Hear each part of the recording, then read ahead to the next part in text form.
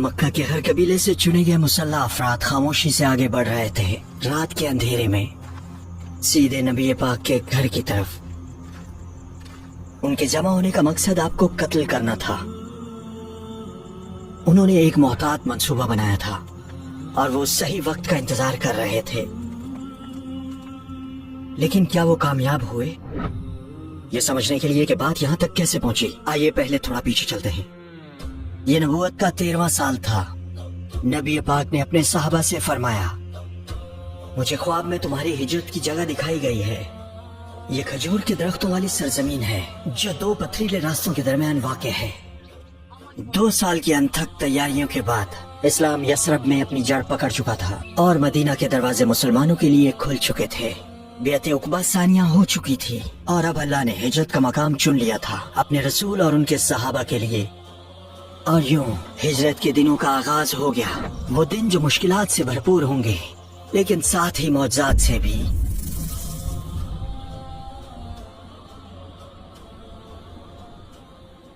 ये video series मोतबर इस्लामी ज़राए से लिए गए सैकड़ों हवालाजात पर मबनी है। तमाम AI मनाजिर मुस्तनद उलमा कराम की मुशावरत से तैयार किए गए हैं और इस्लामी असूलों के ऐन मुताबिक हैं। नबी करीम सल्लल्लाहु अलैहि वसल्लम के इन अल्फाज के बाद सहाबा कराम ग्रोह की शक्ल में मदीना की तरफ रवाना हुए।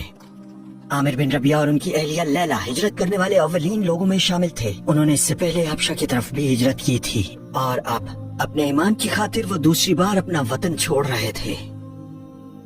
अहले मक्का की तवज्जो से बचने के लिए दीगर सहाबा भी छोटे छोटे ग्रोहों में रवाना हुए।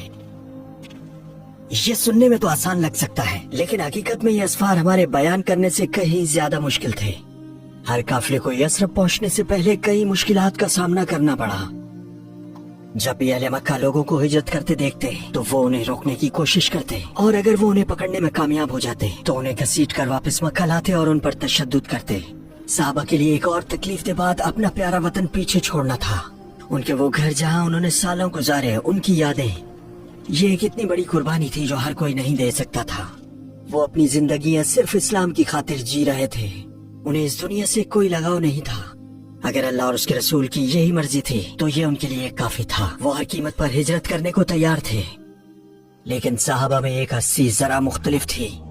जब बाकी सब छुप कर हिजरत कर रहे थे, उन्होंने अपनी तलवार बांधी, अपनी कमान, अपने तीर और अपना नेजा लिया और सीधे काबा की तरफ चल दिए। सबकी नजरों के सामने उन्होंने काबा का तवाफ किया और लोगों को पुकार कर कहा, मैं हिजरत कर रहा हूँ अल्लाह रब्बुल इज्जत की खातिर, अपने ईमान की हिफाजत के लिए। जो कोई चाहता है कि उसकी बीवी बेवा हो, उसकी माँ रोए और बच्चे यतीम हो जाए, वो इस वादी में मेरा सामना करे। उनका पीछा करना तो दूर की बात, वो कोई जवाब तक न दे सके। सारा हजूम खामोश हो गया। यह हस्सी कोई और नहीं बल्कि हजरत उमर बिन खत्ताब रजी अल्लाह ताला अन्हु थे। और फिर उन्होंने अपने साथ तकरीबन 20 गरीब और कमजोर मुसलमानों को लिया और यसरब की तरफ रवाना हो गए। हजरत अली रजी अल्लाह ताला अन्हु ने बाद में फरमाया, मैं किसी ऐसे शख्स को नहीं जानता जिसने छुपकर हिजरत ना की हो सिवाय उमर बिन खत्ताब के।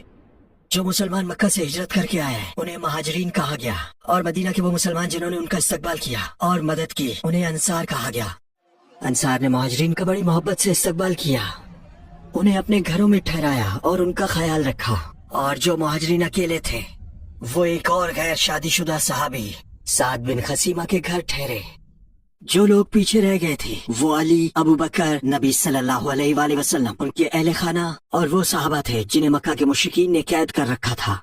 इसके अलावा कई मुसलमान अभी भी हबशा में थे। उनमें से कुछ बाद में नबी पाक की हिजरत के बाद यसरब आ गए, जबकि दीगर ने वहाँ इस्लाम की तबलीग जारी रखने के लिए हबशा में ही कयाम किया। तो नबी पाक हिजरत के लिए किस चीज का इंतजार कर रहे थे? वो अपनी हिफाजत यकीनी बनाकर फौरन निकल सकते थे, लेकिन एक सच्चे रहबर के तौर पर उन्होंने हमेशा दूसरों को खुद पर तरजीह दी। उनकी पहली फिक्र ये थी कि उनके साहबा बाहिफाजत यसरब पहुंच जाएं। और सबसे अहम बात, उन्हें अभी तक अल्लाह की तरफ से हिजरत की इजाजत नहीं मिली थी, इसलिए वो इंतजार कर रहे थे। लेकिन इन सब के अलावा एक और वजह भी थी, एक ऐसी वजह जिसने एक बार फिर सबके असल किरदार को बेनकाब कर दिया। उसने दिखा दिया कि कौन मुखलिस था और कौन नहीं। नबी पाक के पास अभी भी वो सामान था जो मुशरिकीन ने उनके पास अमानत रखवाया था, और वो अल्लाह की नजर में अमानत की जिम्मेदारी को बाखूबी जानते थे।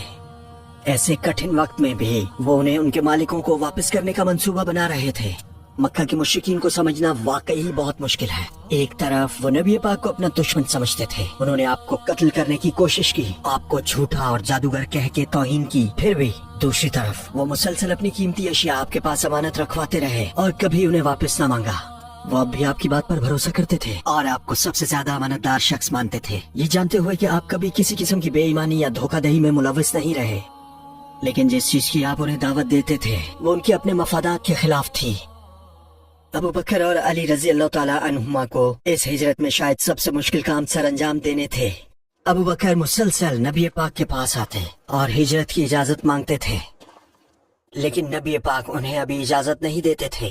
इसकी बजाय वो उन्हें इशारा देते हुए फरमाते, जल्दी ना करो, शायद अल्लाह तुम्हें इस सफर के लिए एक नेक साथी अता फरमा दे। जैसे जैसे मजीद मुसलमान हिजरत कर रहे थे, कुरैश की परेशानी बढ़ती जा रही थी। उन्हें डर था कि अगर रसूल अल्लाह भी चले गए और उनके रहनुमा बन गए तो मुसलमान एक नाकाबिले तस्खीर ताकत बन जाएंगे।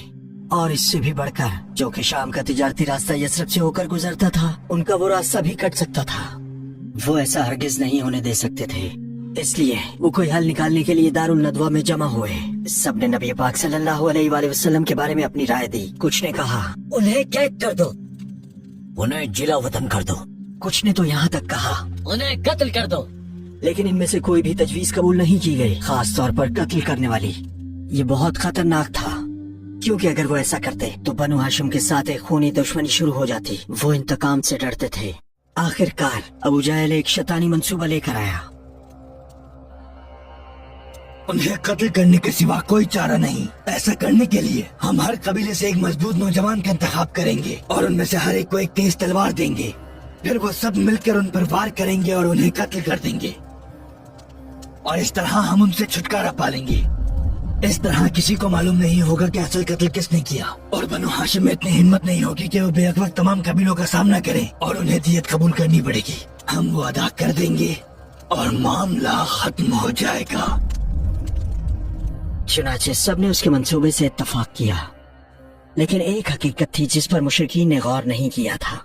उन तमाम साजिशों का निशाना नबी पाक सल्लल्लाहु अलैहि वसल्लम थे। हमारे रब ने इस खास वाक़या का जिक्र सूरह अनफाल में फरमाया।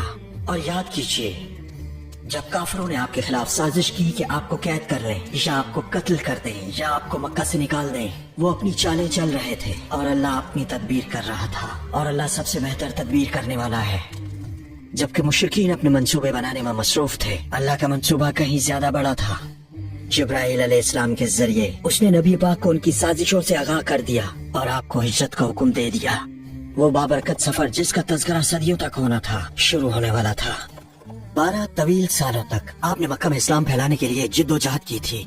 आपने इतनी मेहनत की, इतना गहरा दुख महसूस किया कि अल्लाह ने एक आयत में आपको मुखातिब करते हुए फरमाया, कहीं आप उनके ईमान न लाने पर गम के मारे अपनी जान न हलाक कर लें। लेकिन आपकी तमाम तर कोशिशों के बावजूद मुशरिकीन ने कभी अपनी जिद नहीं छोड़ी। और अब नबी पाक का मिशन यसरब में जारी रहना था। दोपहर की सख्त गर्मी में नबी पाक सल्लल्लाहु अलैहि वसल्लम अबू बकर के घर गए। जब उन्होंने नबी पाक को ऐसे गैर मामूली वक्त में आते देखा तो वो बहुत हैरान हुए। उन्होंने दिल में सोचा, खुदा की कसम आप कभी इस वक्त नहीं आते, जरूर कोई अहम बात है। उन्होंने नबी करीम को अंदर बुलाया और अपनी मसनद पर बिठाया। मेरे माँ बाप आप पर कुर्बान हो या रसूल अल्लाह, आप क्या खबर लाए हैं? फिर नबी सल्लल्लाहु अलैहि वसल्लम ने उन्हें ये खुशखबरी दी, अल्लाह अज़्ज़ा वजल ने मुझे मक्का छोड़ने की इजाजत दे दी है और यसरब हिजरत करने का हुक्म दिया है। अबू बकर रजी अल्लाह ताला अन्हु बेसब्री से जिस चीज का इंतजार कर रहे थे, ये वही बात थी। वो दिल से इसकी ख्वाहिश रखते थे। फिर भी उन्होंने कभी भी बराह रास्त नबी पाक से नहीं पूछा था, लेकिन नबी पाक वक्तन फवक्तन उन्हें इशारे देते रहते थे। आखिरकार उन्होंने हिम्मत करके वो सवाल पूछ ही लिया जो उनके दिल में बेकरारी पैदा कर रहा था। या रसूल अल्लाह, क्या मुझे इस सफर में आपकी रफाकत का शर्फ हासिल होगा? जब नबी पाक ने फरमाया हाँ, तो अबू बकर इस कदर खुश हुए कि उनकी आंखों से आंसू बह निकले। हजरत आयशा रजी अल्लाह ताला अन्हा बाद में अपने वालिद के बारे में फरमाती, मैंने उस दिन से पहले कभी किसी को खुशी के मारे इस तरह रोते नहीं देखा था। अबू बकर जिस हिजरत का इंतजार कर रहे थे उसका वक्त बिल आखिर आ गया था, और वो भी बेहतरीन साथी के साथ। लेकिन वो मक्का से निकलेंगे कैसे, जबकि मुश्रिकीन उन्हें रोकने की हर मुमकिन साजिश कर रहे थे। नबी पाक पहले ही हर पहलू पर गौर कर चुके थे और उनका मंसूबा तैयार था। सबसे पहले वो एक काबिल भरोसा रहनुमा के साथ मुआहदा करेंगे, अब्दुल्ला बिन उरैक्त, और उसे पेशगी के तौर पर 2 ऊँटनियां दे देंगे। वो जबल सौर की तरफ जाएंगे और वहाँ 3 दिन और 3 रातें कयाम करेंगे। उसकी वजह ये थी कि जबल सौर मदीना जाने वाले रास्ते की मुखालिफ सिमत में था। ये अपने दुश्मनों को गुमराह करने का एक तरीका था। 3 दिन तक वो गारे सौर में रहेंगे और हालात के पुरसकून होने का इंतजार करेंगे। और इस दौरान अबू बकर की बेटी हमारी माँ हजरत अस्मा रजी अल्लाह ताला अन्हा पहाड़ पर उनके लिए खाना लेकर जाएंगी। ये कोई छोटी कुर्बानी नहीं थी, क्योंकि वो 7 माह की हामला थी। इस हालत में भी वो इस खड़ी और पथरीली चोटी पर चढ़ती और उतरती, जो तकरीबन 750 मीटर ऊंची थी। अबू बकर के बेटे अब्दुल्ला सिर्फ 10 साल के थे।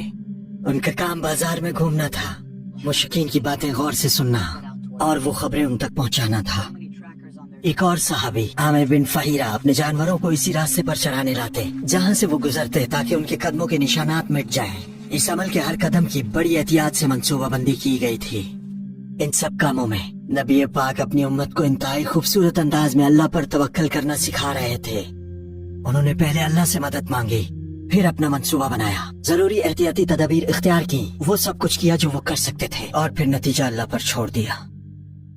अबू बकर ने वो 2 ऊँटनियां पेश की जो उन्होंने इस सफर के लिए पहले से तैयार कर रखी थी, लेकिन नबी पाक ने फरमाया, मैं इसे सिर्फ इसकी कीमत अदा करके ही ले सकता हूँ। अगरचे अबू बकर ने कहा, मेरे माँ बाप आप पर कुर्बान हो। फिर भी नबी पाक ने इसरार किया।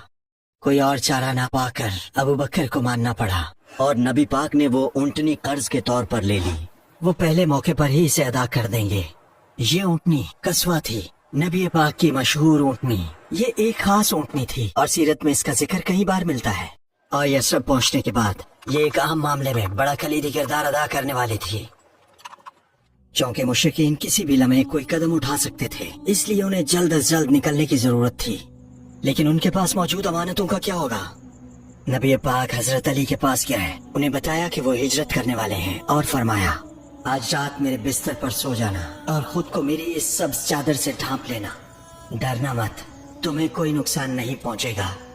अगर अहले मक्का उनका बिस्तर खाली देखते तो उन्हें फौरन समझ आ जाता कि नबी पाक जा चुके हैं, और वो फौरन आपका पीछा करने निकल पड़ते। इसलिए इस तरकीब से उन्हें कुछ वक्त मिल जाएगा। हजरत अली रजी अल्लाह ताला अन्हु फिर अमानतें उनके मालिकों को लौटाकर उनके पीछे आ जाएंगे। क्या ये एक ऐसा काम नहीं था जिसके लिए इंतहाई वफादारी, कुर्बानी और हिम्मत की जरूरत थी? क्योंकि इस बिस्तर पर लेटने का मतलब मौत का सामना करने के लिए तैयार रहना था। लेकिन जब नबी पाक ने अपनी जबान दी और फरमाया, डरो मत, तुम्हें कोई नुकसान नहीं पहुंचेगा, तो हजरत अली के लिए यही काफी था, क्योंकि उन्होंने ये वादा तो उस वक्त ही कर लिया था जब वो महज 13 साल के थे।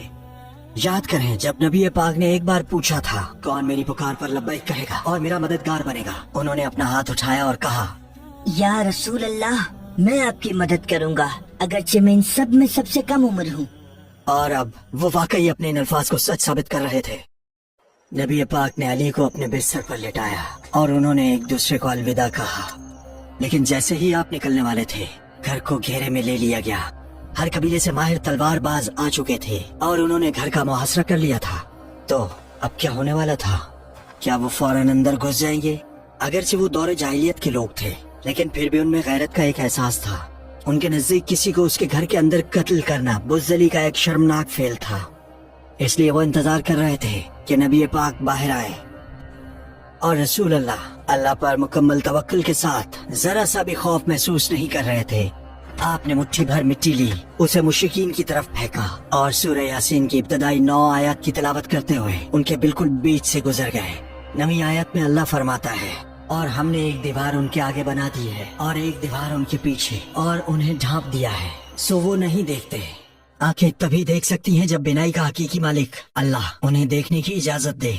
उस रात अल्लाह ने मुश्रिकीन की आंखों पर पर्दा डाल दिया और अपने रसूल को उनकी निगाहों से छुपा लिया। इस बात से बिल्कुल बेखबर कि क्या हुआ है, वो अब भी दरवाजे पर खड़े नबी पाक के बाहर आने का इंतजार कर रहे थे। आखिरकार पास से गुजरने वाले एक शख्स ने उनसे पूछा, तुम लोग यहाँ किसका इंतजार कर रहे हो? हम मोहम्मद का इंतजार कर रहे हैं। मोहम्मद तो तुम पर मिट्टी डालकर कुछ देर पहले ही जा चुके हैं। जरा अपने आप को तो देखो, जब उन्होंने अपने आप को देखा तो उन्हें कपड़ों पर मिट्टी पड़ी नजर आई। वो हैरान रह गए और उन्हें कुछ समझ नहीं आ रहा था कि क्या हो रहा है। फिर उन्होंने अंदर झांका तो देखा कि कोई अभी तक बिस्तर पर लेटा हुआ है। वो देखो, मोहम्मद वहाँ लेटे हैं। और उन्होंने इंतजार करना जारी रखा। तब तक नबी करीम सल्लल्लाहु अलैहि वसल्लम पहले ही अबू बकर के घर पहुंच चुके थे। अपने मंसूबे के मुताबिक उन्होंने सबसे पहले वो 2 ऊँटनियां हुरैकत के हवाले की। उनका इरादा था कि 3 दिन के बाद गारे सौर के दामन में मिलेंगे और फिर सफर पर रवाना होंगे। दूसरी तरफ मुशरिकीन फजर के वक्त तक नबी पाक की तलाश में दरवाजे पर पहरा देते रहे। और जब सुबह हुई तो हजरत अली रजी अल्लाह ताला अन्हु बिस्तर से उठे। जब मुशरिकीन ने उन्हें देखा तो वो दंग रह गए और पूछा, मोहम्मद कहाँ है? मुझे नहीं मालूम, तुमने उन्हें मजबूर किया तो वो चले गए। मुशरिकीन गुस्से से पागल हो रहे थे। उन्होंने हजरत अली पर चीखना चिल्लाना शुरू किया और उन्हें धक्के दिए। वो उन्हें काबा ले गए और उन्हें जाने देने से पहले कुछ देर वहीं रोके रखा। फिर उन्होंने मक्का की गलियों में नबी पाक की तलाश शुरू कर दी। हर उस जगह की तलाशी ली जहां आप जा सकते थे। अबू जहल ने फैसला किया कि वो अबू बकर के घर जाएं। फौरन दरवाजा खोलो। उनकी बेटी अस्मा ने दरवाजा खोला। जब अबू जहल ने पूछा, तुम्हारा बाप कहाँ है? अस्मा ने जवाब दिया, मुझे नहीं मालूम। फिर इस बात की परवाह किए बगैर कि वो हामला थी, अबू जहल ने उन्हें इतनी जोर से थप्पड़ मारा कि उनकी बाली टूटकर गिर गई। उन्होंने हर जगह तलाश की लेकिन फिर भी नबी पाक या अबू बकर का सुराग ना मिला। आखिरकार उन्हें एहसास हुआ कि वो लोग जा चुके हैं। इस बार उन्होंने इनाम का ऐलान कर दिया। जो कोई भी मोहम्मद या अबू बकर को जिंदा या मुर्दा हमारे पास लाएगा उसे 100 ऊँट मिलेंगे। ये शहर के हर चोर, कातिल और मायूस इंसान के लिए एक बेहतरीन मौका था। वो सब ये इनाम हासिल करने के लिए दौड़ पड़े। जब मक्का में ये सब हो रहा था, नबी पाक और अबू बकर जुमा की रात गारे सौर पहुंच चुके थे। सबसे पहले अबू बकर अंदर गए, गार की सफाई की और उसे तैयार किया। क्योंकि अंदर सुराख थे, उन्हें डर था कि कोई सांप या कीड़ा रेंग कर अंदर आ जाएगा और नबी पाक को नुकसान पहुंचाएगा। चुनाचे उन्होंने अपने कपड़े फाड़े और उन सुराखों में ठूंस दिया। जब उनके कपड़े कम पड़ गए तो उन्होंने आखिरी सुराख पर अपना पैर रख दिया। फिर उन्होंने नबी सल्लल्लाहु अलैहि वसल्लम को अंदर बुलाया। नबी पाक अंदर दाखिल हुए और अपना सर अबू बकर की गोद में रखकर सो गए। कुछ देर बाद अबू बकर को एक शदीद जलन और दर्द महसूस हुआ। एक सांप ने उस पैर पर डस लिया था जिसे वो सुराख पर दबाए बैठे थे। फिर भी उन्होंने अपना पैर पीछे नहीं हटाया, इस डर से कि कहीं नबी पाक जाग न जाए। वो जरा भी नहीं हिले। लेकिन दर्द इतना शदीद था कि उनकी आंखों से आंसू बहने लगे। फिर कुछ कतरे नबी करीम सल्लल्लाहु अलैहि वसल्लम के चेहरे मुबारक पर गिरे और आपकी आंख खुल गई। नबी पाक ने पूछा, क्या हुआ ऐ अबू बकर? उन्होंने जवाब दिया, या रसूल अल्लाह, किसी चीज ने मेरे पैर पर काट लिया है, लेकिन कोई बात नहीं, मेरे माँ बाप आप पर कुर्बान हो। अल्लाह ने अपने नबी के मुबारक लुआब दहन को शिफा का जरिया बनाया। नबी पाक ने उस जख्म पर अपना लुआब दहन लगाया और उसी वक्त अबू बकर का दर्द गायब हो गया। सालों बाद हजरत उमर साहबा को उस रात की याद दिलाते हुए फरमाते, उस जात की कसम जिसके हाथ में मेरी जान है, अबू बकर की वो रात उमर के पूरे खानदान से बेहतर है। इन अल्फाज के साथ वो उस रात को अपनी पूरी जिंदगी से ज्यादा अहमियत देते। अल्लाह के हुक्म से एक मकड़ी ने तेजी से एक बड़ा जाल बुन दिया गार के दरवाजे पर, ताकि जो भी इसे देखे उसे शक ना हो कि नबी पाक अंदर मौजूद हैं। लेकिन ये इस बात का इशारा भी था कि खतरा करीब था। मुशरिकीन तलाश करते करते गार के मुंह तक आने वाले थे। नबी पाक और अबू बकर जितने दिन गार में रहे, अस्मा उनके लिए खाना लाती रही। उन्होंने ज़्यादा राह के लिए 2 गठड़ियां तैयार की थीं, लेकिन उसे बांधने के लिए कोई रस्सी नहीं मिल रही थी। उनके पास सिर्फ उनका कमरबंद था। उस सकाफत में एक औरत का बगैर कमरबंद के होना बहुत बड़ी रुस्वाई और बेहयाई की अलामत समझा जाता था। फिर भी उन्होंने इस शर्मिंदगी को कबूल किया, उसे उतारा और उन गठड़ियों को बांधने के लिए इस्तेमाल किया। जब नबी पाक ने ये देखा तो फरमाया, अस्मा को जन्नत में 2 कमरबंद मिलेंगे। इस दौरान जालिम मुशरिकीन हर जगह उन्हें तलाश कर रहे थे। उनमें से माहिर खोजी हर निशान का बड़ी एहतियात से जायजा ले रहे थे। आखिरकार उन्हें कुछ कदमों के निशानात मिले और वो उनका पीछा करने लगे, लेकिन ये निशानात गारे सौर की तरफ जा रहे थे। ये बात उनके लिए अजीब थी क्योंकि वो पहाड़ मदीना जाने वाले रास्ते के बिल्कुल मुखालिफ सिमत में था, लेकिन ऐसा कुछ नहीं था जिसे वो ना आजमाते। इसलिए वो चलते रहे यहाँ तक कि वो पहाड़ पर पहुँच गए। हजरत अबू बकर बहुत फिक्रमंद हो गए क्योंकि वो अब बहुत करीब आ चुके थे। वो डर रहे थे, लेकिन अपने लिए नहीं। क्या होगा अगर नबी पाक, जिसे वो अपनी जान से ज्यादा अजीज रखते हैं, शहीद कर दिए गए? क्या उनका मिशन यूं ही खत्म हो जाएगा? मुशरिकीन गार के करीब पहुंच रहे थे। अबू बकर ने सरगोशी की, या रसूल अल्लाह, अगर वो मुझे कत्ल कर दे तो कोई फर्क नहीं पड़ता, आखिरकार मैं तो बस एक आम इंसान हूँ। लेकिन अगर माज़अल्लाह वो आपको नुकसान पहुँचाए तो पूरी उम्मत बर्बाद हो जाएगी। अल्लाह पर मुकम्मल तवक्कुल के साथ नबी सल्लल्लाहु अलैहि वसल्लम ने फरमाया, ला तहसन, इन्नल्लाह मअना। गम ना करो, बेशक अल्लाह हमारे साथ है। मुशरिकीन ने कहा, चलो इस गार की भी तलाशी लें, और उनमें से एक बिल्कुल दरवाजे तक आ गया। वो इतने करीब थे कि नबी पाक और अबू बकर को किसी भी लम्हे देखा जा सकता था। अबू बकर ने अर्ज किया, या रसूल अल्लाह, अगर सिर्फ वो अपने कदमों की तरफ देख लें तो वो यकीनी तौर पर हमें देख लेंगे। निहायत पुरसुकून आवाज में नबी पाक ने फरमाया, ऐ अबू बकर, तुम उन दो लोगों के बारे में क्यों फिक्रमंद हो जबकि तीसरा अल्लाह उनके साथ है? कुरैश के सरदारों में से एक उमैया बिन खलफ गुस्से से चिल्लाया, तुम अभी तक इस गार के पास क्यों खड़े हो? क्या तुम्हें गार के दरवाजे पर मकड़ी का जाल नजर नहीं आता? खुदा की कसम, मुझे यकीन है कि ये जाल मोहम्मद की पैदाइश से पहले भी यही था। चुनाचे वो जिस चीज की तलाश में आए थे उसे पाए बगैर ही वहाँ से चले गए। एक मकड़ी के नाजुक जाले के जरिए अल्लाह ने उन लोगों के मंसूबे खाक में मिला दिए जो खुद को बहुत होशियार और ताकतवर समझते थे। बिलाखिर नबी पाक और अबू बकर गार से बाहर आए। अब उनका सफर जारी रखने का वक्त आ गया था। वो अब्दुल्ला बिन उरैकत से मिलेंगे जो ऊँटनियां लेकर आएगा, और फिर मिलकर वो यस्रब की तरफ रवाना होंगे। एक दिलचस्प बात यह थी कि अब्दुल्ला बिन उरैकत एक मुशरिक था। जरा सोचिए, अगर उसकी कौम को मालूम हो जाता कि वो क्या कर रहा है तो उसका क्या अंजाम होता। और उसके अलावा अगर वो नबी पाक के साथ गद्दारी करता और उन्हें उनके हवाले कर देता तो वो 100 ऊँटों का इनाम जीत सकता था। फिर भी नबी पाक की खिदमत करने पर उसे सिर्फ 2 ऊँटनियां मिली थीं। लेकिन उरैकत एक काबिल भरोसा शख्स था, अपने वादे का पक्का था। किसी को मालूम करवाए बगैर वो ऊँटनियां ले आया और फिर उन्हें रास्ते की रहनुमाई दी। मुश्रिक होने के बावजूद उसने अपना वादा नहीं तोड़ा। तुम्हारी सच्ची खिदमत का शुक्रिया। जब वो हज़वरा नामी जगह से गुजरे तो नबी पाक ने अपनी ऊँटनी को रोका और आखिरी बार पीछे मुड़कर मक्का की तरफ देखा। अपने दिल में गहरे दुख के साथ आपने ये अलविदाई अल्फाज कहे, तू अल्लाह की जमीन का सबसे बेहतरीन टुकड़ा है और मुझे सबसे ज्यादा महबूब है। अगर यहाँ के लोगों ने मुझे ना निकाला होता तो मैं कभी तुझे ना छोड़ता। लेकिन उन्हें पहले ही वापसी की खुशखबरी मिल चुकी थी। अल्लाह सुब्हानहू व तआला ने यह तसल्ली बख्श आयत उन पर नाजिल फरमाई, बेशक जिसने आप पर कुरान को फर्ज किया है वो आपको जरूर वापसी की जगह पर लौटाएगा, यानी आपका घर मक्का। याद है बरका बिन नौफिल ने क्या कहा था जब नबी पाक पर पहली वही नाजिल हुई थी, आपकी कौम आपको आपके वतन से निकाल देगी। उस लम्हे उन अल्फाज का मतलब पहले से कहीं ज्यादा वाज़ेह हो गया। अहले मक्का अपनी आंखों के सामने तुलू होने वाले सूरज को ना देख सके, और अब ये खजाना जो तमाम जहानों के लिए रहमत था उनके हाथों से निकलता जा रहा था। उन्होंने काफी तवील फासला तय कर लिया था जब उन्हें रास्ते में एक खैमा नजर आया। उन्हें कुछ आराम की जरूरत थी।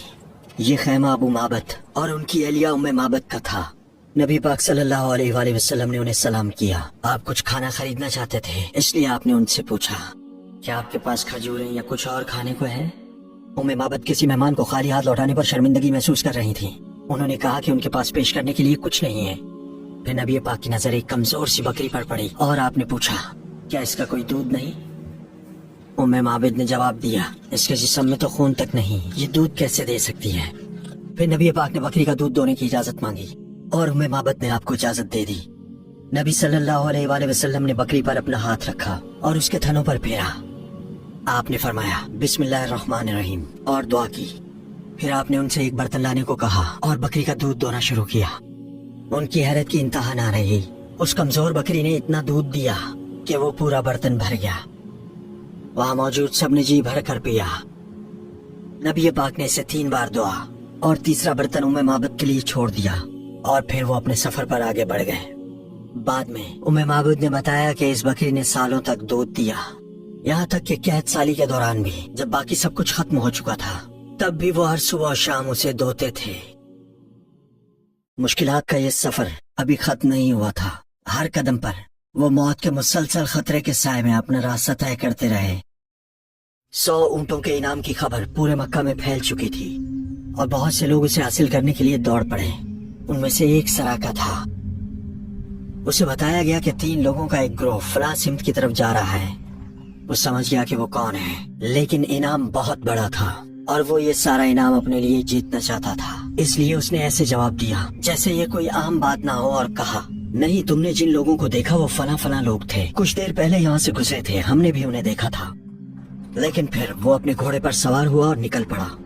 सुराका एक माहिर खोजी था, पैरों के निशानात पर चलने में बहुत होशियार, और जल्द ही वो नबी पाक, अबू बकर और अब्दुल्ला बिन उरैकत तक पहुँच गया। जैसे ही वो उनके करीब पहुंच रहा था, अचानक उसका घोड़ा लड़खड़ाया और उसने उसे जमीन पर गिरा दिया। उसने दोबारा उस पर सवार होने की कोशिश की, लेकिन एक बार फिर जमीन पर गिर पड़ा। और फिर थोड़ी देर बाद यही वाकया एक बार फिर पेश आया। इस बार घोड़े की अगली 2 टांगें रेत में धंस गईं। उसने जो कुछ भी किया वो उसे निकाल न सका। फिर उसे कुछ समझ में आने लगा, ये कोई मामूली वाकया नहीं था, इन्हें अल्लाह की पनाह हासिल है। वो पुकारा, ए मोहम्मद, दुआ करें कि मैं बच जाऊं। मैं आपको कभी नुकसान नहीं पहुंचाऊंगा और मैं आपके पीछे आने वाले किसी को भी आपके बारे में नहीं बताऊंगा। और जब नबी पाक ने दुआ फरमाई तो सुराका आजाद हो गया। इस वाक़े ने उस पर गहरा असर डाला था। उसने नबी पाक को पुकारा और उन्होंने बात करना शुरू की। उस लम्हे उसने इस्लाम कबूल नहीं किया, लेकिन उसके दिल में ईमान के बीज बोए जा चुके थे और बाद में वो भी मुसलमान हो गया। नबी पाक से बात करने के बाद उसने कहा, या रसूल अल्लाह, मुझे हुक्म दीजिए और आप जो चाहेंगे मैं वो करूँगा। नबी पाक ने उसे कहा कि वो दूसरों को उनका पीछा करने से रोके। चुनाचे सुराका फौरन मुड़ गया और जब वो कुरैश के भेजे हुए खोजियों से मिला तो उसने कहा, मैंने इस पूरे इलाके को छान मारा, मुझे कोई नहीं मिला, आओ किसी और जगह तलाश करें। और इस तरह उसने उन्हें वापस भेज दिया। उस दिन के आगाज में वो सहरा से होते हुए अपने घोड़े पर सवार था कि नबी पाक को गिरफ्तार करे, लेकिन दिन के इख्तिताम तक वो आपका मुहाफिज बन चुका था। नबी पाक सल्लल्लाहु अलैहि वसल्लम बाद में उससे फरमाते, ऐ सुराका, वो कैसा खुशी का वक्त होगा जब तू किसरा के कंगन पहनेगा। उस लम्हे सुराका ये बात समझ ना सका, लेकिन सालों बाद जंगे कादसिया की फतह के बाद किसरा के खजाने ऊंटों पर लाए गए। फिर उस वक्त के खलीफा हजरत उमर ने सुराका को बुलाया। जब हम हिजरत की उस कहानी पर गौर करते हैं तो एक ताकतवर हकीकत वाज़ेह होती है। सुराका आया लेकिन उन्हें कत्ल न कर सका। आपके सर पर 100 ऊंटों का इनाम रखा गया था। दर्जनों लोग इनाम की लालच में उनका पीछा कर रहे थे, लेकिन वो उन तक न पहुंच सके। उन्होंने आपकी जान लेने के लिए आपके घर का घेराव किया, लेकिन वो आपको देख तक न सके। वो गार में आपके बहुत करीब आ गए, लेकिन फिर भी वो आपको कत्ल ना कर सके, और वो कभी ऐसा ना कर पाते क्योंकि अल्लाह आपको मौत से महफूज रखने वाला था जब तक कि आप अपना मिशन मुकम्मल ना कर लें। कुरान का नज़ूल मुकम्मल होने के बाद आप अपने बिस्तर पर पुरसुकून हालत में वफात पाने वाले थे, और दर हकीकत ये बात पहले ही कुरान में एक मौजज़े के तौर पर नाजिल हो चुकी थी। सूरह अल माइदा में आयत 67 के आगाज में अल्लाह फरमाता है, ऐ रसूल, जो कुछ भी आपके रब की तरफ से आप पर नाजिल किया गया है वो सब पहुंचा दीजिए। अगर आप ऐसा नहीं करते तो आपने उसका पैगाम नहीं पहुंचाया और अल्लाह आपको लोगों से महफूज रखेगा। जरा इस पर गौर करें, उनका मंसूबा कितना सादा था, एक आदमी को कत्ल कर दो और सब कुछ खत्म। फिर भी अगरचे आपने मक्का में उनके दरमियान 12 साल गुजारे थे और बज़ाहिर आप बिल्कुल नियत्ते थे, वो फिर भी नाकाम रहे और आपकी पूरी जिंदगी में आपको कत्ल करने की लातादाद कोशिशें की गयी। जब आप नमाज पढ़ रहे थे तो उन्होंने आपका सर पत्थर से कुचलने की कोशिश की। एक मौके पर उन्होंने आपका गला पीछे से घोटने की कोशिश की। जब आप एक दरख्त के नीचे आराम कर रहे थे तो उन्होंने आपको कत्ल करने के लिए अपनी तलवारें निकाल ली। उन्हें जानलेवा जहर मिला हुआ खाना पेश किया गया। जब आप एक दीवार के सहारे बैठे थे तो उन्होंने ऊपर से आप पर एक चट्टान गिराने की कोशिश की। हजरत उमर याद है, वो भी कभी नबी पाक को कत्ल करने के इरादे से निकले थे। आप जंगों में लड़े, दुश्मन का असल निशाना बने और इंतहाई कठिन लम्हात से गुजरे, फिर भी आप उन सब से महफूज रहे। क्या ये गैर मामूली बात नहीं कि एक ऐसा इंसान जिसकी ऐसी जिंदगी और मिशन हो उसे 23 साल तक कोई कत्ल ना कर सके और फिर भी वो अपने बिस्तर पर पुरसुकून हालत में दुनिया से रुखसत हो जाए। और जो बात इस चीज को और भी हैरत अंगेज बनाती है वो ये कि कुरान ने पहले ही इस बात की पेशनगोई कर दी थी। हमारे रब ने अपने रसूल को तमाम लोगों से महफूज रखने का वादा किया था और उसने आखिर तक आपकी हिफाजत फरमाई। नबी पाक और अबू बकर को सफर करते हुए तकरीबन 10 दिन गुजर चुके थे। हिजरत जो मुसलमानों के लिए एक नए दौर का आगाज करने वाली थी अब अपने अख्ताम को पहुंच रही थी। ये बाबरकत सफर नाकाबिले फरामोश मनाजिर से भरा हुआ था। भाईचारा, कुर्बानियां, अल्लाह पर तवक्कुल, जुदाई, हिदायत के बीजों का बोया जाना, खतरे के लम्हात, मौत के मुंह से बाल बाल बचना और मौजज़ात। बज़ाहिर तो ये सफर सिर्फ 10 दिन का था, लेकिन ऐसा लगा जैसे ये सफर बहुत लंबा था। हर लम्हा एक मुख्तलिफ एहसास और एक मुख्तलिफ सबक लिए हुए था। वो मदीना की आगोश में जाने वाले थे, वो शहर जो जल्द ही इस्लाम का मरकज बनने वाला था। जैसे ही आप यसरब को मदीना में बदलने के लिए निकले, आइए एक नजर डालते हैं कि यसरब कैसी जगह थी। यहूद के साथ यसरब में 2 बड़े अरब कबाइल रहते थे, औस और खजरज।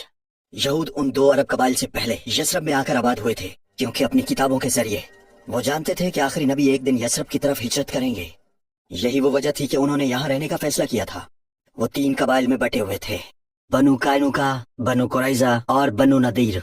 जब नबी सल्लल्लाहु अलैहि वसल्लम मदीना पहुंचे तो इस शहर की आबादी तकरीबन 10,000 थी और उनमें से तकरीबन 40% यहूदी थे। अगरचे वो अकलियत में थे, लेकिन वो अरबों से ज्यादा ताकतवर थे, खास तौर पर तिजारत और सियासत में, और साथ ही साथ कई दीगर शोबों में भी। सालों से औस और खजरज कबाइल एक दूसरे से लड़ते आ रहे थे। उनकी आखिरी लड़ाई में तादाद कम होने के बावजूद औस ने खजरज को शिकस्त दे दी और उसके बाद उन्होंने एक मुआहदा करने का फैसला किया। उनमें से एक को बादशाह चुना जाना था और जिस शख्स पर उनका इत्तफाक हुआ, जिसका नाम बार बार सामने आएगा, वो अब्दुल्ला बिन अबी बिन सलूल था। उसने तो अपने लिए एक ताज भी बनवा लिया था, लेकिन यसरब की तरफ मुसलमानों की हिजरत के साथ ही उसके तमाम ख्वाब बिखर गए, इससे पहले कि वो नया निजाम शुरू हो पाता। इस मायूसी ने उसके दिल में इस्लाम के खिलाफ ऐसी नफरत की आग भड़का दी जो उसकी बाकी तमाम जिंदगी जलती रही। वो कभी खुलकर इसका एतराफ तो नहीं करता था, लेकिन सालों तक वो खुफिया तौर पर मुसलमानों के खिलाफ काम करता रहा और छुपी हुई साजिशें बनाता रहा। वो मुसलसल अपने इर्द गिर्द के लोगों के दिमागों में जहर घोलने की कोशिश करता रहा और इसी वजह से पूरी तारीख में उसे मुनाफिकीन के सरदार के तौर पर याद रखा जाएगा। तो यसरब के अकीदे का निजाम कैसा था? ये मक्का के शिर्क से बहुत मुख्तलिफ था। उनके पास मनात नामी एक बुत था। मक्का की तरह ही उनमें से सिर्फ एक छोटी सी तादाद बुत परस्ती को मुस्तरद करती थी और वो हनीफ बनकर जी रहे थे, बिल्कुल नबी सल्लल्लाहु अलैहि वसल्लम के वालिदैन की तरह। ये वो शहर था जिसे नबी पाक बुनियादी तौर पर, मुकम्मल तौर पर बदलने वाले थे और एक ऐसी इस्लामी रियासत कायम करने वाले थे जिसका अपना आइन, तालीमी निजाम, फौजी निजाम, इंटेलिजेंस, तिजारती निजाम और बहुत कुछ होगा। तो आइए नबी पाक की यसरब आमद की तरफ लौटते हैं और देखते हैं कि उसे मदीना में कैसे तब्दील किया गया। मदीना पहुंचने से पहले नबी पाक ने अपने आखिरी 3 दिन शहर से करीबन 1 घंटे की मुसाफत पर वाक़िया गांव कुबा में गुजारे। यहाँ उन्होंने एक मजबूत बुनियाद रखी और पहली मस्जिद तामीर की, जिसे मस्जिद कुबा कहा गया। यहीं पर उनकी दोबारा मुलाकात हजरत अली रजी अल्लाह तआला अन्हु से हुई। याद रहे, जैसा कि नबी पाक ने हिदायत दी थी, हजरत अली अमानतें उनके मालिकों को लौटाने के लिए मक्का में ही रुक गए थे। जब नबी सल्लल्लाहु अलैहि वसल्लम ने उन्हें देखा तो उनके चेहरे पर खुशी और दुख दोनों थे। हजरत अली तकरीबन 1 हफ्ते से रास्ते में थे। वो थक कर चूर हो चुके थे, उनके पैरों के तलवे फटे हुए थे और उनसे खून रस रहा था। जब नबी करीम ने अपने दस्ते मुबारक से हजरत अली के पैरों को मस किया तो उन्हें शिफा मिल गई, जैसे वो कभी जख्मी ही ना हुए हों। आखिरकार एक जुमा की सुबह मदीने का सफर शुरू हुआ। वहाँ के मुसलमान बड़े जोशो खरोश के साथ उनकी आमद का इंतजार कर रहे थे। ख़वातीन, बच्चे और मर्द, हर किसी की नजरें घंटों से सहरा पर जमी थीं। वो फजर की नमाज के बाद से ही इंतजार कर रहे थे और दोपहर की कड़कती धूप तक वो मुसलसल उफक की जानिब देखते रहे। हर दिल में एक ही फिक्र थी, क्या नबी पाक मक्का से बाखैरियत पहुंचेंगे? पहला दिन, दूसरा दिन, तीसरा दिन इंतजार जारी रहा। उनमें से एक दिन एक बार फिर वो नबी पाक की आमद के मुंतजिर थे, लेकिन दूर दूर तक कोई नजर नहीं आ रहा था और न ही कोई आवाज सुनाई दे रही थी। जैसे जैसे दोपहर की धूप तेज होने लगी, लोग एक एक करके अपने घरों को लौटना शुरू हो गए।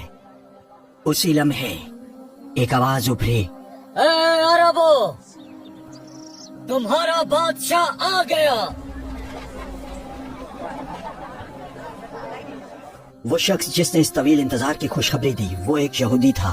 एक दरख्त की चोटी से उसने नबी पाक को अपने सहाबा के हमरा देख लिया था। एक ही पल में खामोश गलियां खुशी और जश्न से गूंज उठी। तमाम मुश्किलें, मौत के तमाम खतरात अब टल चुके थे। हिजरत बिलाखिर अपने इख्तिताम को पहुंच गई थी। ये मदीना था। नबी पाक सल्लल्लाहु अलैहि वसल्लम यस्रब के अंदर दाखिल हो रहे थे। मुसलमानों की खुशी की सदाएं और तकबीरें गलियों में गूंज रही थीं। और यहीं पर मशहूर कलाम तलाउल बद्रु अलैना पढ़ा गया।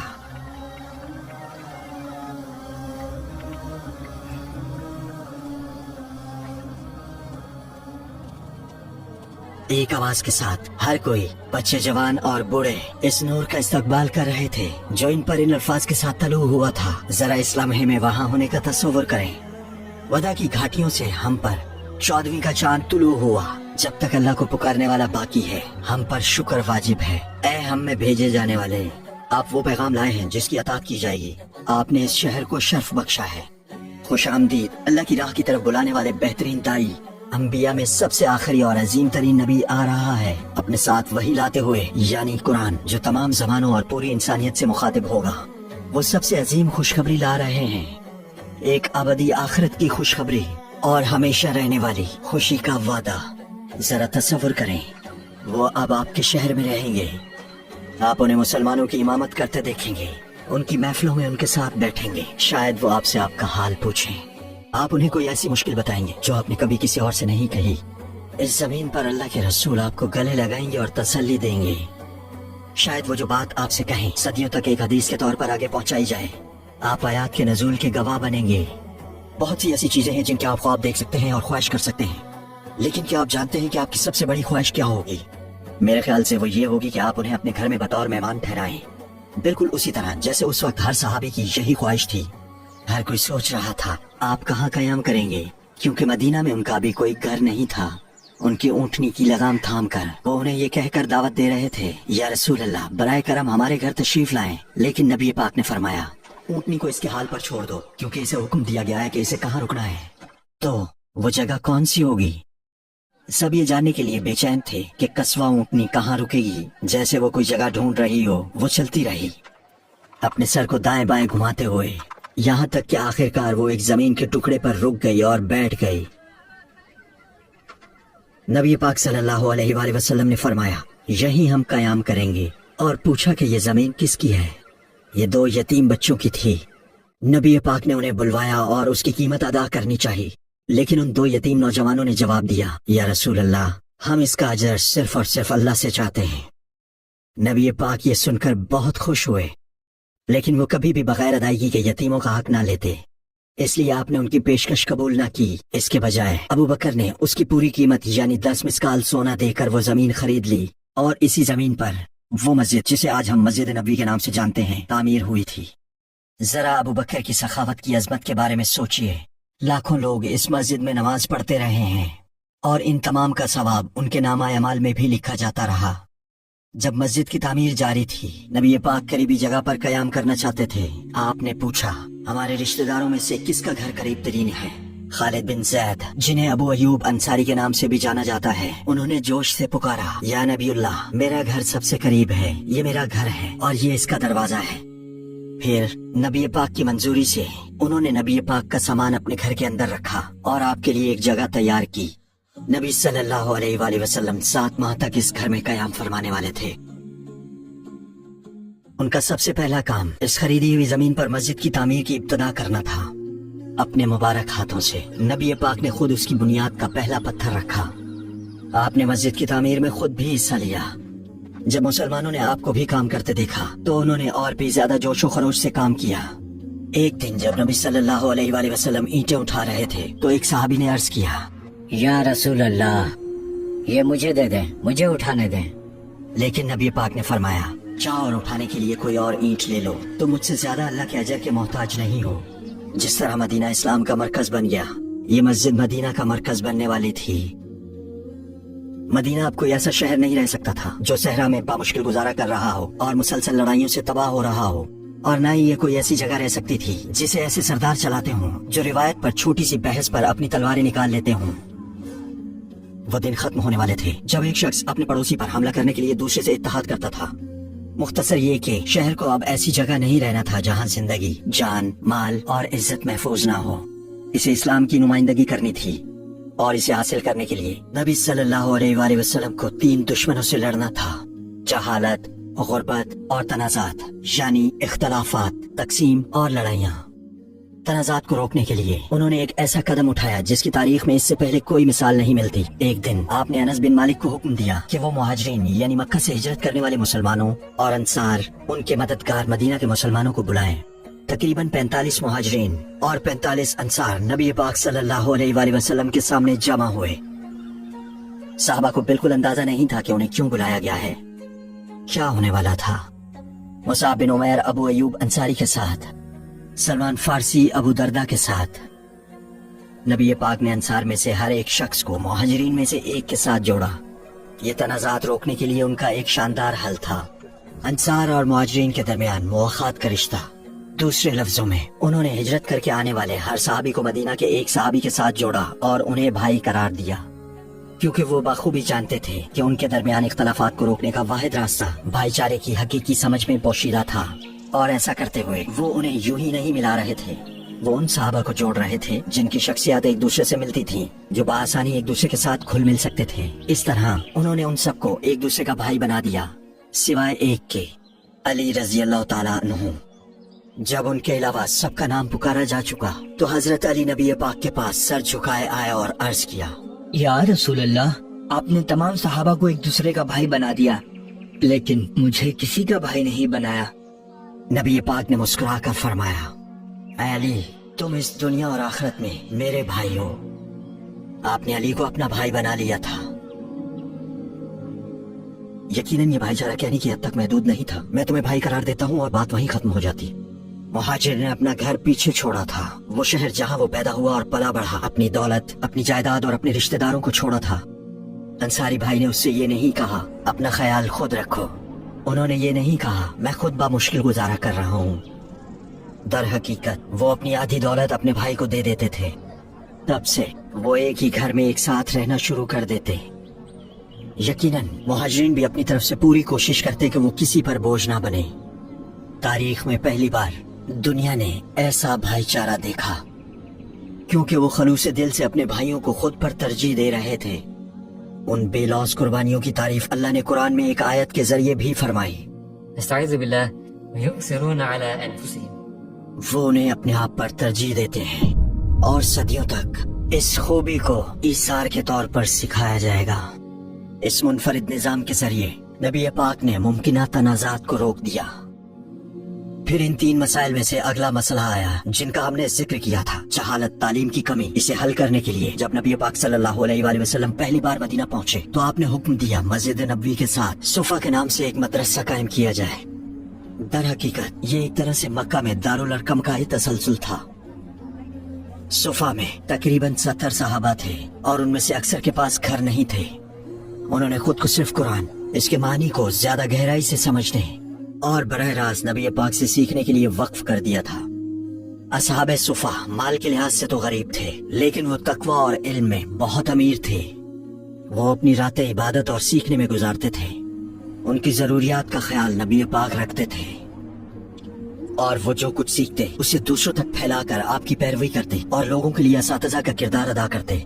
और सिर्फ सुफा के जरिए ही नहीं, जुमा के खुतबों के जरिए, रोजाना नमाजों के बाद की नसीहतों, लोगों के सवालात के जवाबात देने, अपने बर्ताव और मुख्तलिफ हालात में जाहिर किए गए अपने रवैयों के जरिए आप हमेशा अपने सहाबा को सिखाते रहते थे। और क्या आप जानते हैं कि इसमें सबसे ज्यादा हैरत अंगेज बात क्या है? इंसानी तारीख में किसी और शख्स ने जिंदगी के हर पहलू में ऐसे असबाक नहीं दिए जैसे नबी पाक ने दिए। जब तारीख में कोई शख्स नुमाया मुकाम हासिल करता है तो ये आमतौर पर सिर्फ एक मैदान में होता है, जैसे मुआशियात, लेकिन दीगर शोबों में इनकी कोई काबिल जिक्र बसीरत नहीं होती। उनके पास बताने को ज्यादा कुछ नहीं होता। या कोई शख्स कानून में मुमताज हो सकता है, लेकिन वो दूसरे शोबों में मुआशरे को तब्दील नहीं कर सकता। यहाँ तक कि अगर कोई बहुत ज़हीन शख्स हो तो वो अमूमन सिर्फ 2 या 3 मज़ामीन पर ही महारत के साथ बात कर सकता है। لیکن نبی صلی اللہ علیہ وآلہ وسلم نے اپنی احادیث کے ذریعے زندگی کے ہر پہلو میں واضح درست رہنمائی فرمائی۔ آج جب ہم قرآن اور احادیث کو دیکھتے ہیں تو ہمیں معلوم ہوتا ہے کہ وہ کتنے وسیع میدانوں میں سبق دیتے ہیں۔ مثال کے طور پر قانون میں، جو کہ ایک ریاست چلانے کے لیے کافی جامع ہے، تجارت اور معاشیات میں ایک قوم کو چلانے کی سطح پر، خاندانی زندگی، میاں بیوی کے درمیان ہم آہنگی کیسے رکھی جائے، گھر میں امن کیسے قائم رہے اور بچوں کی اچھی پرورش کیسے کی جائے، صرف یہی دو شعبے بھی مہارت کے بالکل مختلف میدان ہیں۔ پھر رشتہ داروں اور پڑوسیوں کے ساتھ تعلقات، صفائی اور حفظان صحت پر بھی تعلیمات ہیں، اور خاص طور پر اس شعبے میں نبی صلی اللہ علیہ وآلہ وسلم نے ایسی رہنمائی دی کہ آج بھی انسانیت اس مقام تک نہیں پہنچ سکی۔ اخلاقیات، آداب، روحانی ترقی اور نفس کی تربیت، یہاں تک کہ جانوروں سے محبت بھی ان تعلیمات میں شامل ہے۔ یہاں تک کہ طب پر ان کی تعلیمات کے لیے ایک پوری کتاب موجود ہے جسے طب نبوی کہا جاتا ہے، جس میں صحت کے حوالے سے بیان کردہ سینکڑوں احادیث جمع کی گئی ہیں۔ اور اگر آپ احادیث کی کتابوں میں دیکھیں تو آپ کو ان سے کہیں زیادہ موضوعات ملیں گے، اور یہ صرف کوئی عام باتیں نہیں تھیں۔ ایسی سینکڑوں احادیث ہیں جن کی حکمت آج بھی اتنی ہی درست اور متعلقہ ہے۔ پوری تاریخ میں موثر شخصیات نے اپنے معاشروں کو صرف جزوی طور پر تبدیل کیا ہے، اور وہ بھی صرف ایک میدان میں، اور وہ صرف ایک یا دو شعبوں میں ہی مہارت حاصل کر سکتے تھے۔ لیکن ایک ایسی ہستی تھی جنہوں نے 7ویں صدی میں زندگی گزاری، اور اگرچہ وہ ایک بدوی قبیلے میں پیدا ہوئے اور پلے بڑھے، انہیں ان تمام شعبوں میں گہرا علم تھا، اور انہوں نے لوگوں کو زندگی کے ہر پہلو میں مکمل طور پر تبدیل کر دیا۔ یہ واقعی ایک معجزہ تھا۔ یہ واضح تھا کہ انہیں اللہ کی طرف سے سکھایا گیا تھا، وہ ذات جس کا علم ہر چیز کا احاطہ کیے ہوئے ہے۔ تو اس طرح نبی پاک جہالت کے مسئلے پر قابو پانے میں کامیاب ہوئے۔ اس کے بعد غربت کا مسئلہ آیا، لیکن اسے حل کرنا باقی دونوں مسائل کی طرح آسان نہیں تھا، کیونکہ سالوں سے مدینہ کے لوگ معاشی طور پر یہودی قبائل پر انحصار کرتے تھے۔ شہر کی منڈی ان کے ہاتھ میں تھی، اور اسی لیے وہ اسے اپنے مفاد کے مطابق چلا رہے تھے۔ مدینہ کی معیشت میں جن کے پاس طاقت تھی اور یوں جن کی مرضی چلتی تھی وہ یہودی تھے۔ تاجر صحابہ کرام کی مدد سے نبی پاک صلی اللہ علیہ وآلہ وسلم نے پہلے مدینہ کے بازار کا جائزہ لیا، اور جو کچھ انہوں نے دیکھا اس سے انہیں احساس ہوا کہ یہود کے غلبے والے بازار میں مسلمان مقابلہ نہیں کر سکیں گے۔ تو کیا کیا جا سکتا تھا؟ ایک بار پھر ایک منفرد حکمت عملی کے ساتھ نبی پاک نے ایک نیا بازار قائم کرنے کا فیصلہ کیا، ایک ایسا بازار جو صرف مسلمانوں کا ہوگا۔ چنانچہ فوراً ہی انہوں نے اپنے صحابہ کو ایک بڑا خیمہ لگانے کا حکم دیا، اور وہ خیمہ ان کا بازار بن گیا۔ لیکن کیا یہ صرف ایک خیمہ لگانے کی بات تھی؟ یقیناً نہیں۔ جس چیز نے واقعی فرق پیدا کیا وہ بھائی چارے کا رشتہ تھا، جو نبی پاک نے شروع سے ہی قائم کیا تھا۔ کیونکہ مہاجرین کھیتی باڑی کے بارے میں زیادہ نہیں جانتے تھے، لیکن وہ تجارت میں بہت ماہر تھے، جبکہ دوسری طرف انصار تجارت میں اتنے تجربے کار نہیں تھے، لیکن وہ کھیتی باڑی کے ماہر تھے۔ اور جب یہ دو گروہ جنہیں نبی پاک نے بھائی بنایا تھا بازار میں ایک ساتھ آئے تو جلد ہی شاندار نتائج سامنے آنے لگے۔ سب کچھ بہت اچھا چل رہا تھا، یہاں تک کہ ایک صبح جب وہ بازار آئے تو انہوں نے ایک ایسا منظر دیکھا جس کا انہوں نے کبھی تصور بھی نہیں کیا تھا۔ یہ بہت دل دہلا دینے والا منظر تھا۔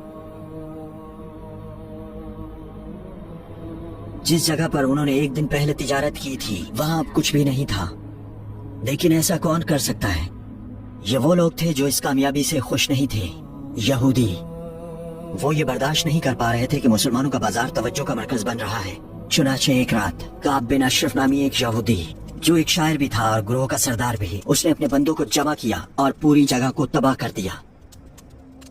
صحابہ کرام نے نبی پاک صلی اللہ علیہ وآلہ وسلم کو فوراً اس کی خبر دی۔ جب نبی پاک بازار تشریف لائے تو تمام صحابہ بہت غمگین تھے۔ پھر نبی پاک نے فرمایا، اب سے ہم اپنا بازار ایک ایسی جگہ منتقل کریں گے جو انہیں اور بھی زیادہ غصہ دلائے گی۔ اور پہلے سے بھی زیادہ جوش کے ساتھ انہوں نے بازار کو منتقل کرنا شروع کر دیا۔ در حقیقت نبی پاک صلی اللہ علیہ وآلہ وسلم یہاں ہمیں بہت گہرا سبق دے رہے تھے۔ چیزوں کو مثبت انداز میں دیکھنا سیکھ کر وہ ہمیں سکھاتے ہیں کہ ان لمحات میں بھی کیسے مسکرایا جائے جب لگتا ہے کہ سب کچھ ختم ہو گیا۔ نئے بازار کے لیے بقی الزبیر کے نام سے مشہور زمین کا ایک ٹکڑا خریدا گیا۔ اس کے بعد یہ مسلمانوں کا مستقل بازار بن گیا اور اس سے کوئی ٹیکس نہیں لیا جاتا تھا۔ اس بازار کے قیام سے مسلمانوں نے تجارت میں شاندار ترقی کی۔ اس طرح غربت پر قابو پا لیا گیا۔ بس ایک چیز کی کمی تھی، ایک ایسا ماحول جہاں لوگ امن کے ساتھ مل جل کر رہ سکیں۔ اس کے لیے نبی صلی اللہ علیہ وآلہ وسلم نے تاریخی میثاق مدینہ تیار کیا۔ ये मुआहिदा 47 अहम दिफात और 5 इजाफी शिकों पर मुश्तमिल था। इसके जरिए नबी पाक ने कबाइल के दरमियान मसावात और इंसाफ कायम करने का इरादा किया। दिलचस्प बात यह है कि हालांकि यहूद आपको नबी नहीं मानते थे, फिर भी उन्होंने इस मुआहिदे को मंजूर किया, क्योंकि यहूदी कबाइल के अंदर भी कमजोरों पर जुल्म होता था और ताकतवर को हमेशा हक पर समझा जाता था। मदीना में होने वाले उन तमाम वाकयात के साथ यहूद नबी पाक के बारे में क्या सोचते थे? जैसा कि हमने पहले जिक्र किया, वो जानते थे कि आखिरी नबी इन जमीनों में जाहिर होने वाले हैं।